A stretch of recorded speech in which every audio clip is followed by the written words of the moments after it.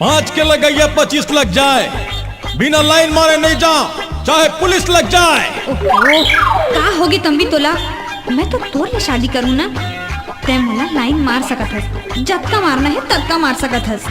मैं तोर दाई ला लाइन मारू, हाँ जो लपोटार के ससन भर चुमू।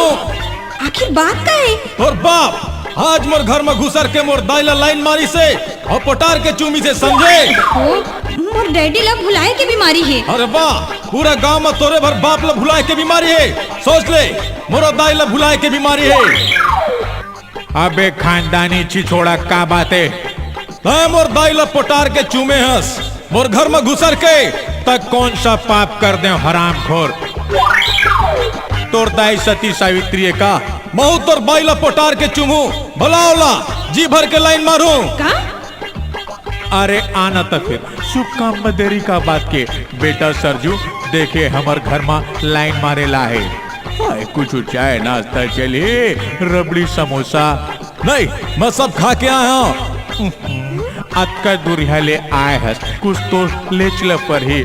नहीं नहीं, मैं कंप्लीट हूँ। नहीं बेटा, ठंडा तो पिए चल पर ही। जा बेटी, 1 गिलास नींबू के शरबत लाठी में डाल के ले आ। डैडी फोन, तंबी ते अभी जाओ, मोर डैडी गुस्सा में है। ते अपन पिताजी ला लेके आवे, तब तक मोर डैडी के गुस्सा शांत हो जाही, फिर शादी के बात करबो, समझे?